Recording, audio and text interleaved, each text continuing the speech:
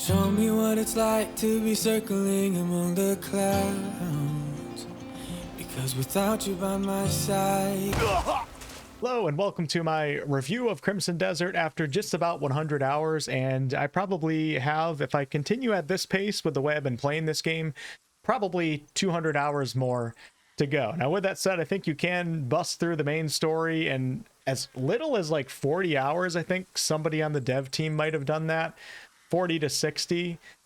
But I don't know. I don't think the average gamer is going to be able to get through the game in that time, because a lot of the side content in this game actually makes it more possible for you to be able to get through the main story content, which does include some bosses. But I'm going to go ahead and bring you guys up to the top of this rock right here. If you don't want to see this view, close your eyes. With that said, this is in the game's starting region. It's in the Hernand region. Bring you guys over to the edge of the rock right here and just give you guys this review, unscripted, with gameplay in its purest form. Just take a look right here. Absolutely incredible. And this is in the starting region. You can see a pirate ship down there, which there are some NPCs on that ship. I don't know if I have the stamina to make it to that ship yet, to either swim out there or fly out there. So I haven't been able to tackle that content just yet. But pretty much everything you see right here, you can go to. And Digital Foundry, I believe, walked across the map, and I think it took them like 4 hours to walk across the map, which is absolutely insane. And with that said, bigger doesn't mean better, but in this case, I think it works in the game's favor. The world of 𝑝𝑢𝑟𝑐ℎ is absolutely gorgeous, and it's one of the highlights of this game. Now, with that said, you know, just a big, beautiful world doesn't make a game good, but it does play into this game because it's just incredible coming into a new region. And it's not only just diversity of biomes, but the diversity of creatures that you're going to come across. You know, you have legendary creatures, you have all sorts of different insects and little creatures that you can catch if you're someone that likes to do collecting in video games. There's so much going on here. And it really, you can just tell that this team has just been cooking for a very, very long time. And although this game did start off as an MMO initially, that was the initial idea behind it, switching to being a single-player open-world action-adventure, I think was a really smart move out of ℎ𝑒𝑙𝑝𝑠. And I don't think there's a lot of studios out there that would be able to pull that off, to be honest with you, because, you know, the foundations of an MMO and trying to turn that into an interesting single-player experience is certainly not easy. But with this game's breadth of options, systems, mechanics, creatures, biomes, etc., the reason why I think it works really well in this game for myself is because I'd say that the vast majority of them are on the good quality level, and they're fun, and it all works really well together. While with most other games that would have so many options like this game, the vast majority of the systems would be probably on the lower good side to low quality to poor quality when you have that many options. Somehow ℎ𝑒𝑙𝑝𝑠 was given the time to really let this game cook and really hone in on individual systems and mechanics that I think make this game really fun. Now, I have been praising the game quite a lot up to now, but stick around because I am going to talk about a few things in this game that I think are a little bit lackluster, not enjoyable. And there's also a few things about Crimson Desert that I think are going to make it probably not the game for some of you that are watching. But since I talked about a breadth of different systems and mechanics, kind of this game going further than I thought it would go with a lot of things, the attention to detail. Just having my horse right here, for example. One, the horse has its own inventory here where I can set a bunch of different items on the horse, like a saddle and the horse shoes and stuff like that. But also the horse has different skills that it gets as it levels up, and this is a max level horse that I have. I also have a legendary horse. I found a legendary horse far up in the snowy mountains that I was able to tame and make my own, but I haven't leveled that horse up yet. This is one of the horses that I used earlier on in the game, and I got it to its max trust level of level 5, which comes with a bunch of different skills, which you can see labeled on the bottom left here. So my horse can do all sorts of different things. Of course, we can, you know, speed up here, but I can also kind of drift like you're in a car in Need for Speed, and that can knock over different things in the environment. I can do a back kick, so I can fight in combat and actually have the horse help me in combat. I can actually fight on the back of the horse and also shoot my bow and charge up attacks and do all sorts of different things. When you're running with the horse, you can slide with the horse. So obviously this isn't going to make the game good, but I knew I could slide with my character, and then I accidentally pressed it on the horse, and I was like, holy crap, how did they add that in for the horse as well? Like, they just went above and beyond what most other games would do for so many little things in this game. My horse has like a double jump that I eventually leveled into, and my horse can also swim in water. It's not like you can't bring the horse into water. A lot of different little things like that. But I'm going to go into town and buy myself a fishing pole because I accidentally sold one, and take you guys out on a little fishing trip to show you some more attention to detail. So I got you guys out here over near a waterfall in the first region. I'm not going to spoil any regions outside of that. There are some very beautiful areas that you can fish in this game, but this will do for now. And this is, of course, beautiful as well. But it just goes to show you that I'm treating this part right here as an area that's not that beautiful when it really is beautiful. But there's so many other areas in this game that are just going to be like that wow factor when you arrive at them. I'm going to go ahead and toss a line in here, and you guys are going to see just some of the attention to detail. You'll notice things that you don't really see in other games when it comes to particularly fishing systems. You're going to see little fish kind of swimming up and down the little river right here. And you're never going to see a fish just spawn in right on my pole.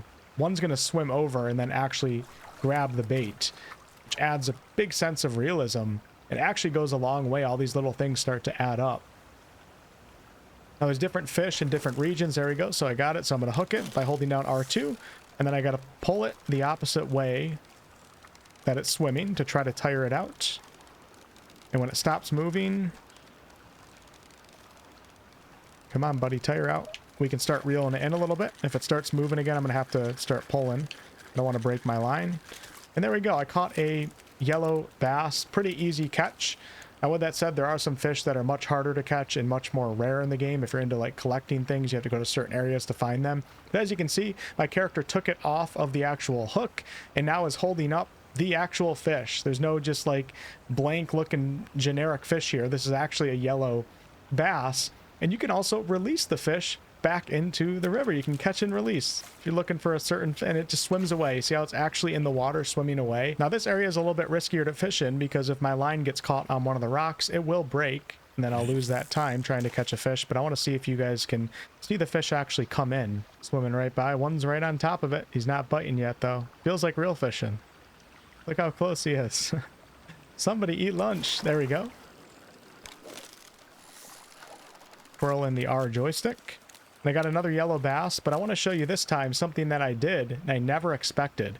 So if I go ahead and catch this fish and put it in my pack, and then I go into my inventory and we drop the fish, discard the fish. Now it's flapping around on the ground. But then I can pick it up, and let's go ahead and stand on the edge here and discard it. And it landed in the water. Oh, it's still flapping. Okay, it usually swims away. There we go. Okay, so it was just a little bit... Oh, is my dog going to get him? I think I knocked the fish out, and now it swims away to its family. I noticed a little weasel running away from me. I'm going to catch that little bastard. And we actually have the weasel in our hands right here. And if I haven't discovered a weasel yet, that would end up becoming a card, and I would have discovered the weasel. There's so many little creatures that you can catch. Some you can, you know, hunt and use their meat and use their bones and their hide for crafting and stuff like that. Look at the little guy. There's so many different creatures running around, and all this just really, this attention to detail really adds to the overall world and the immersion in it. So the immersion factor is really, really good.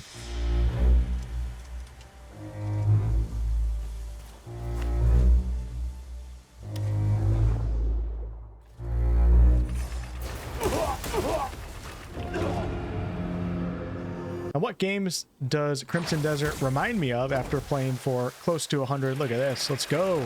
Oh, yeah, grab that ledge. Well, the first game it reminds me of in some ways, since I was just kind of climbing this mountain right here a little bit, is Death Stranding. Not from like a gameplay mechanics perspective, but when you're out in the world, sometimes you find yourself climbing like a huge mountain. You're just out in the wild and you're just walking and traveling and climbing. And I did get a few Death Stranding vibes when I was up in the mountains walking over some rocky terrain, but that's really all the Death Stranding that's in this game. Zelda is obviously a choice here that was probably, this game was probably inspired from, at least to some degree, with the open world design and going out and doing some of the puzzles. And speaking of puzzles, right near me right here is one of my favorite puzzles that I encountered early on in the game. I just kind of came up to this opening right here and I jumped on down I didn't even notice anything at first.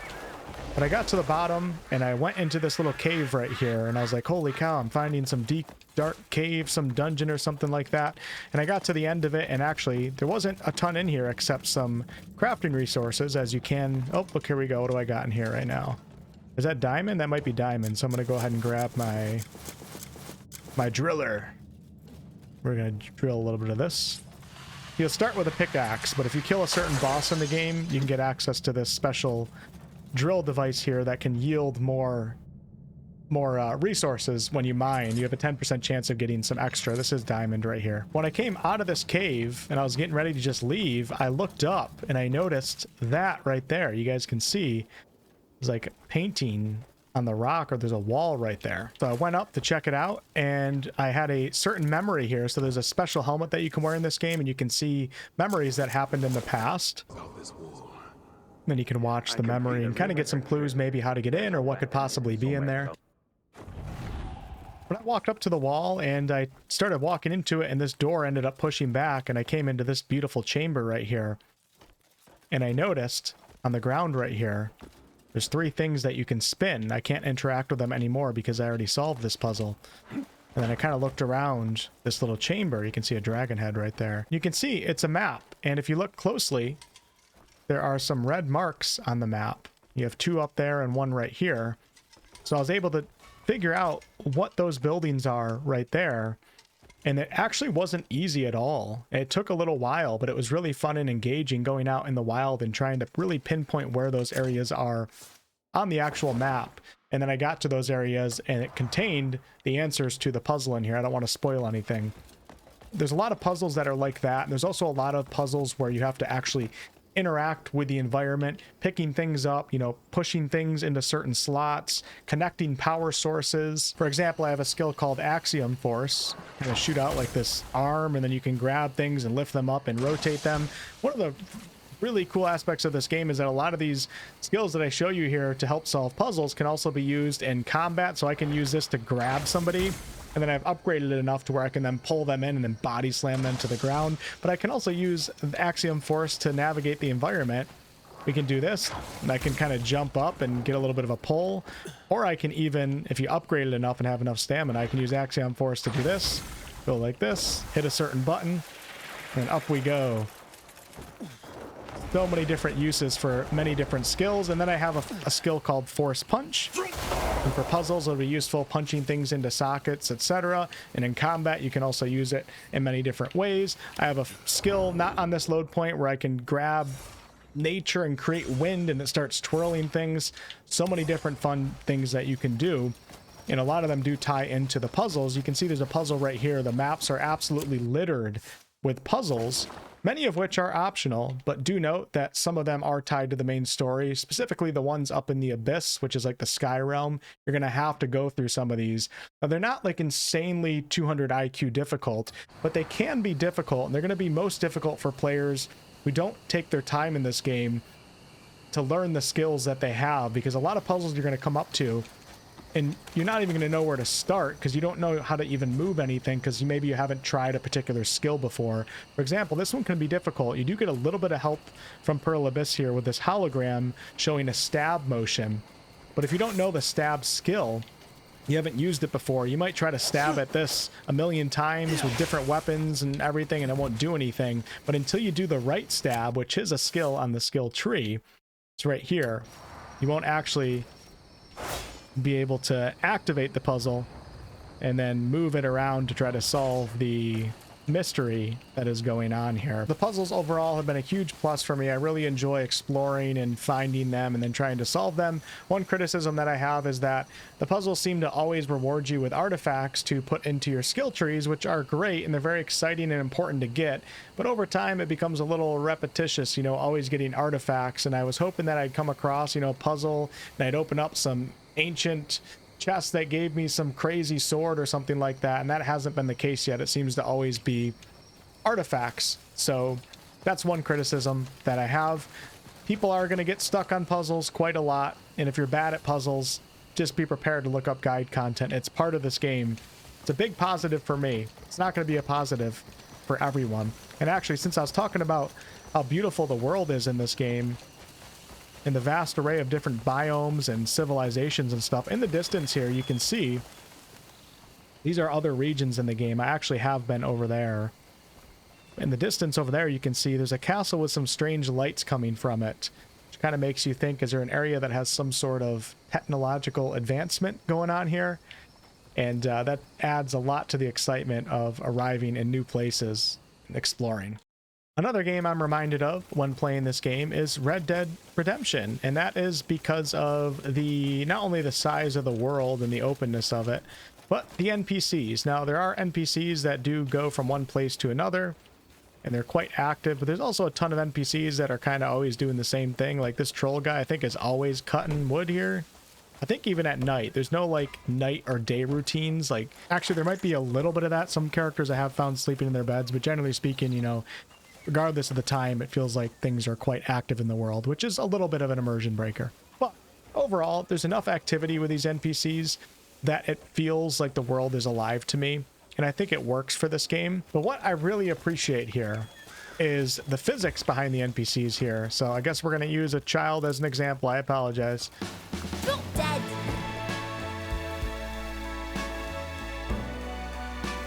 You're still morals, When you run into it, oh, you can knock them all the way to the ground if you go hard enough. You can knock NPCs all the way to the ground. They always react when you run into them. And if you put a mask on in this game, you can actually kill them and tackle them and do crimes like that. The idea behind wearing a mask is that, I think the idea is that your character Cliff is actually a hero of the land, and he's part of the renowned Greymane faction. So him just killing NPCs and committing crimes doesn't really fit his character. So the game makes you put on that mask so nobody knows that it was you, I guess is the idea, I think, behind it. When you put the mask on, now I can swing at this guy if I wanted to. It's gonna possibly put a bounty on my head if there's any guards around here that notice. Let's go ahead and do it.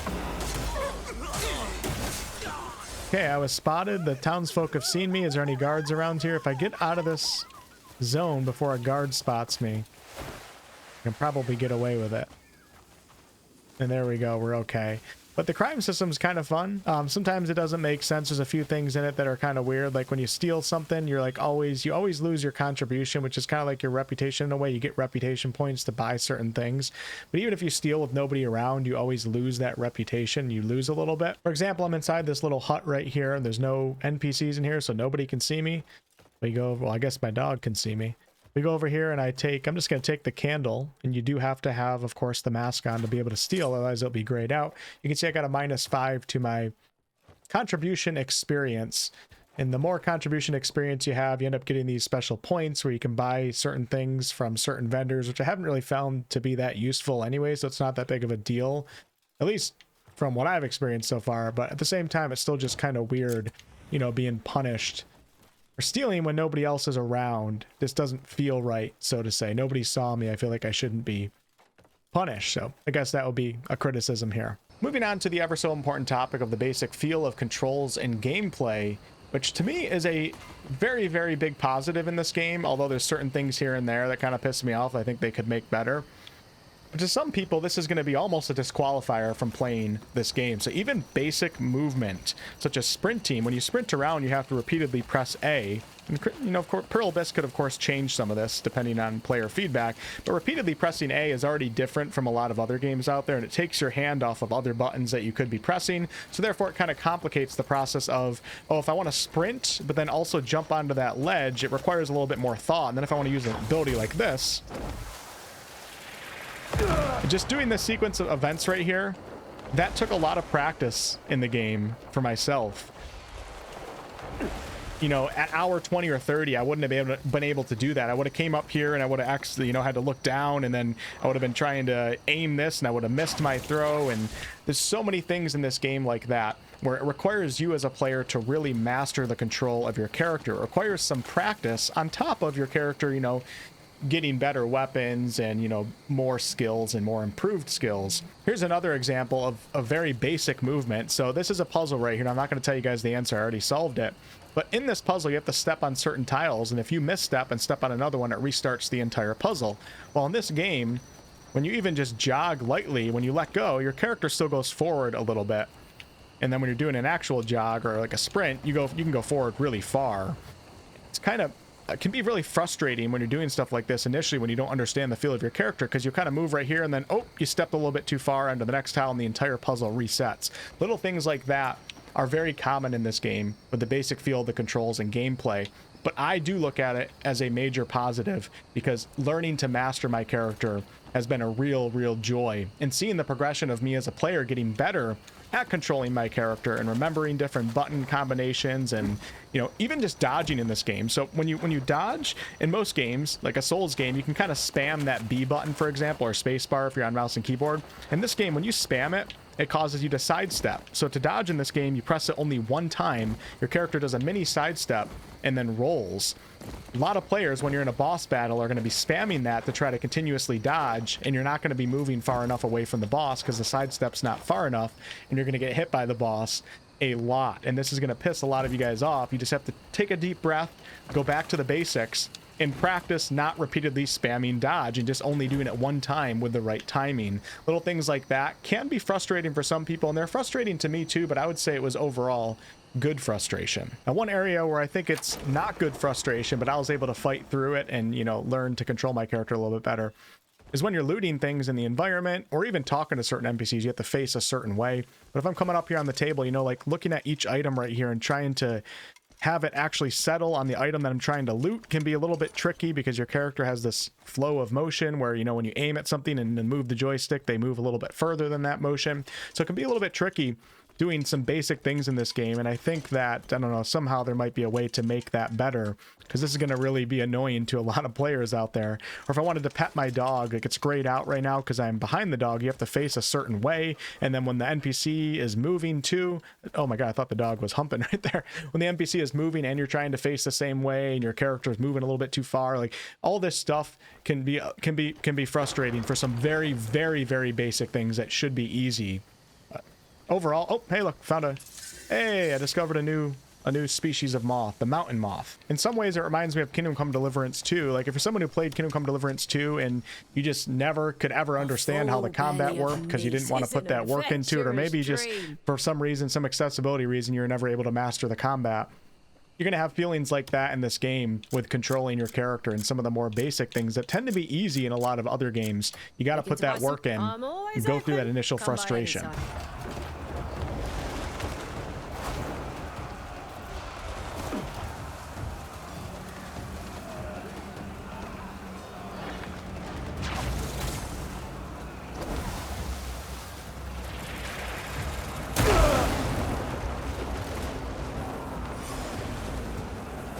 Let's talk a little bit about combat now and the general difficulty of this game. So overall, I would say the game can be difficult. You're going to die, I would think, a decent amount. With that said, there's a bit of a power fantasy going on here with some of the basic mobs that you'll encounter.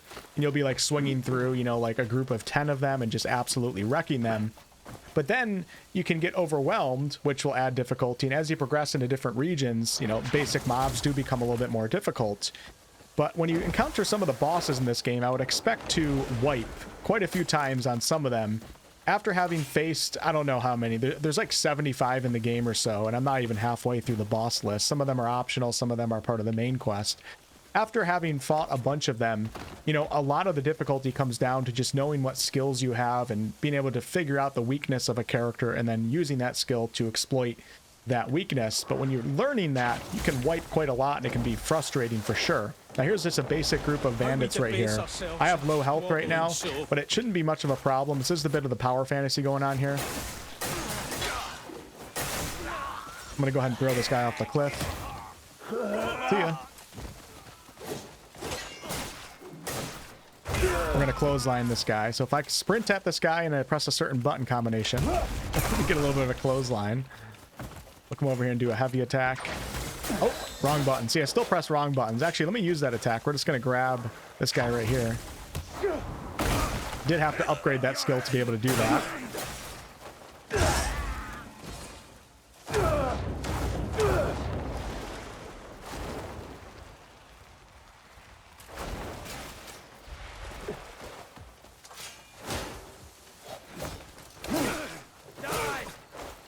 see, I'm just kind of slaughtering like this tribe right here, and I came into this fight with low health. So that power fantasy does... Where are you going, buddy?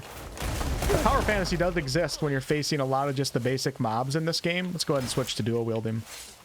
I'm gonna parry this guy. Parrying can be really good, and it feels really good in some ways. Like I want 𝑝𝑢𝑟𝑒 to make a game like this, but for Middle Earth, because it kind of reminds me of you know, playing the Lord of the Rings games back in the day, like the Fellowship of the Ring and the Two Towers. I forget what system those are on. I'm going to show some early game boss footage here that actually was already out on the internet. But if you don't want to see it, make sure to close your eyes right here. But I want to give you guys just at least a visual here to see kind of like the intensity of some of these bosses. And this one wasn't even really that hard. But as you can see, you know, aggressive movements, and you have to parry, you have to figure out your dodge. There's a lot of crazy stuff going on. They're very fast. They tend to be very, very fast bosses. And I really, really enjoyed this overall, although there's a few bosses here and there that I think were kind of silly and stupid. Generally speaking, though, encountering these bosses has been a ton of fun. And when you die in this game, it's not really that punishing.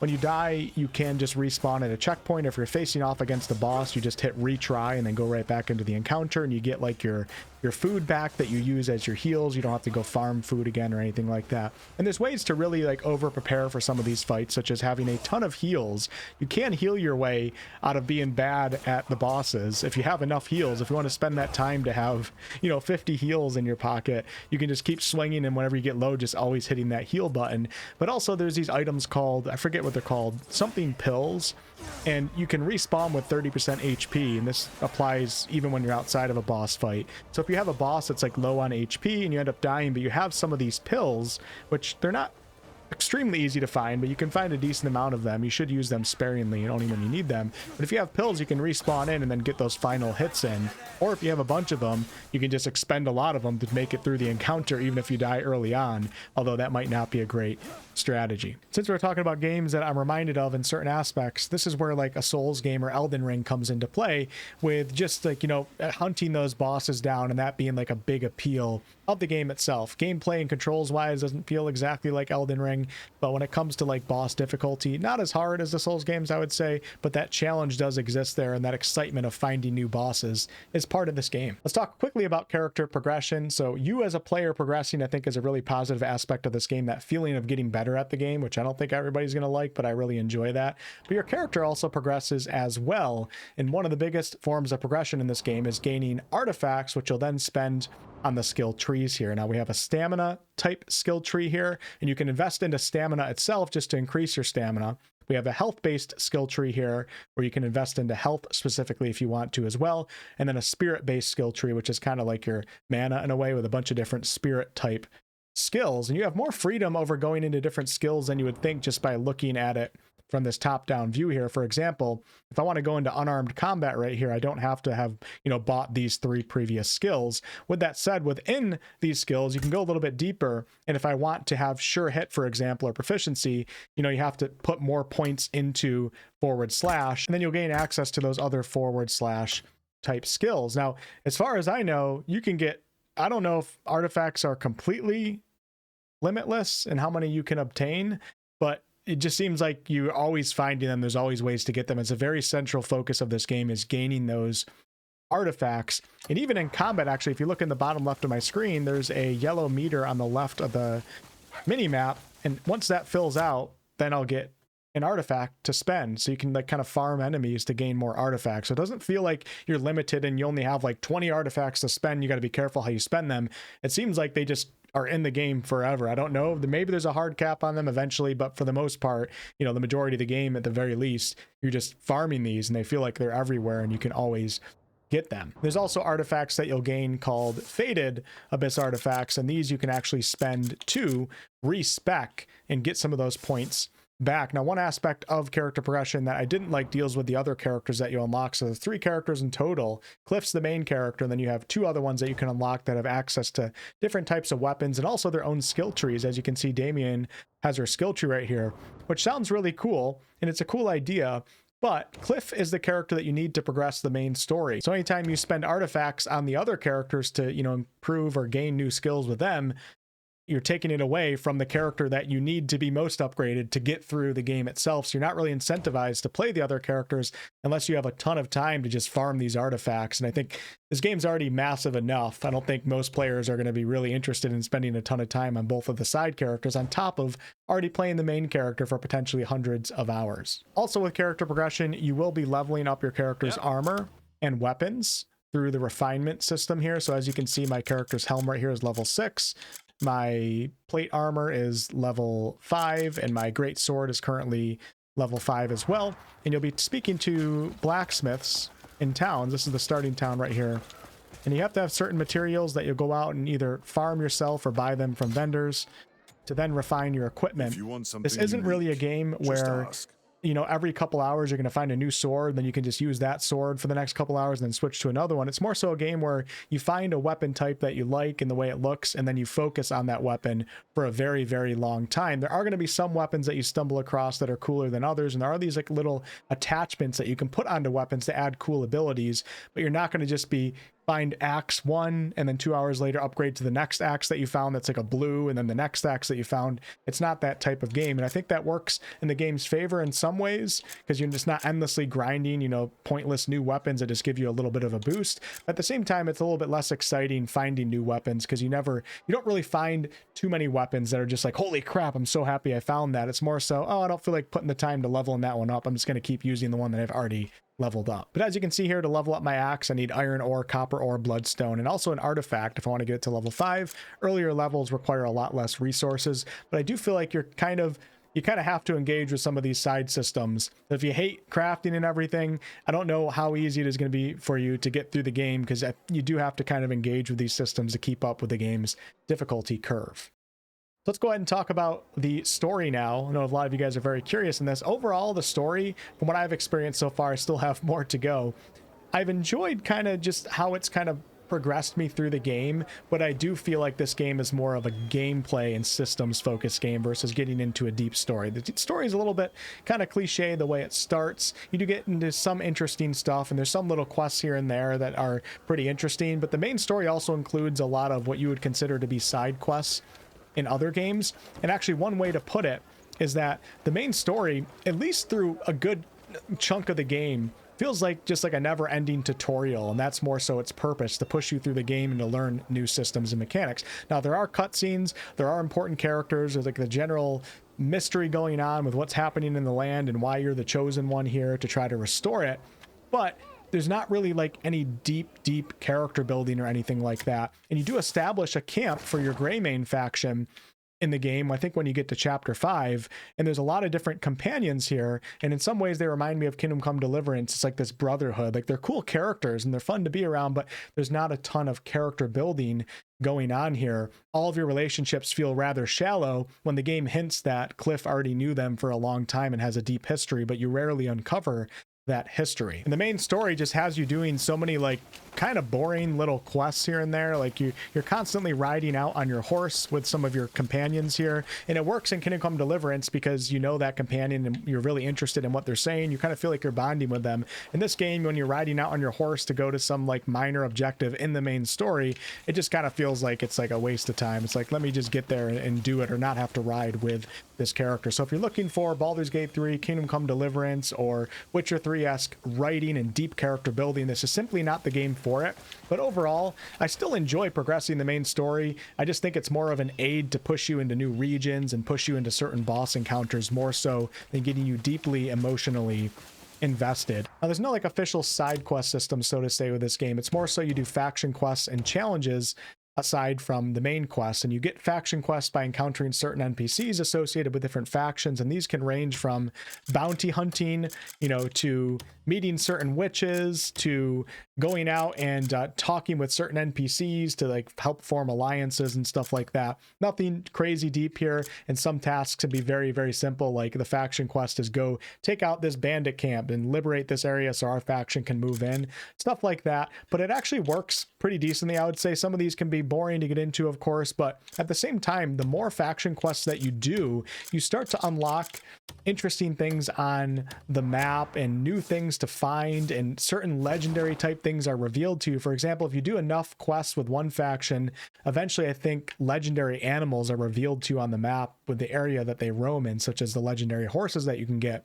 And when you start getting rewards like that really tie into fun gameplay elements, you know, doing the faction quests, it doesn't become like a chore or anything. It's kind of fun going through them because you're progressing a lot of the actual gameplay systems. And I guess I said that similarly to the main quest as well. It feels like progression of gameplay versus, you know, crazy deep story. Now, challenges in this game are pretty much pure gameplay focused, and you unlock challenges by finding sealed abyss artifacts, which are scattered all throughout the map. And one really easy way to find them is by using the light reflection mechanic. And if you see light being reflected back at you, it typically means there's a sealed abyss artifact in that area. When you pick up the artifact, a challenge is unlocked for your character, and these challenges range from weapon specific challenges, you know, kill X amount of enemies with this weapon with a certain skill in a certain amount of time, to exploration focused challenges such as, you know, discovering ancient ruins and solving the puzzles within. And when you complete those challenges, the sealed artifact becomes unsealed, and then you can use it to upgrade your skills, you know, put points in the stamina or upgrade your weapons. And because that's such an important aspect of this game, you are incentivized to want to do some of these challenges. But gameplay wise, because I enjoy the combat so much and I enjoy the puzzles and stuff like that and exploring the world, I'm having a lot of fun doing these challenges and really challenging myself with different weapons and all that. And then I'm being rewarded in general by being able to upgrade my character. A lot of other games, you know, challenges are just kind of pointless little, they don't really matter, like achievements in games. It doesn't really get you anything. In this game, it really hones in on progressing your character for other aspects of the game as well. And I think the system works pretty good. I have fun doing challenges, and I don't have fun doing it in a lot of other games. Like in Assassin's Creed or something, I have no interest in doing a lot of that type of content. And one area of the game that I have to talk about because it's so miserable is navigating the user interface. And I think it's going to be universally despised until they come up with some sort of update or patch. Finding things in your inventory, you can sort by a few different options, but still it's just not good enough. Like you should be able to see only armor or see only whatever and not have certain things get in the way of other things. It's very hard to find different things, and navigating to each item, you're clicking through a million different things, even getting to, like, you know, your journal and a different challenge menu or something. All this stuff just requires too many buttons, too much thinking, and it's just a pain in the butt. Even something as simple as exiting out of the game in this game, you have to go into your menu, scroll all the way over to the others category, and then scroll over more to the options category, click title screen, then you have to hold down a button just to get to the title screen, and when you get to the title screen, you have to hold down another button to exit out of the game itself. There's so many things in the menu interface and navigating it that are really just going to piss a lot of people off. With that said, not the end of the world because I love so much else about the game, but man, they really need to touch up this menu interface and make it easier to navigate. I can't wait to see people's complaints on this.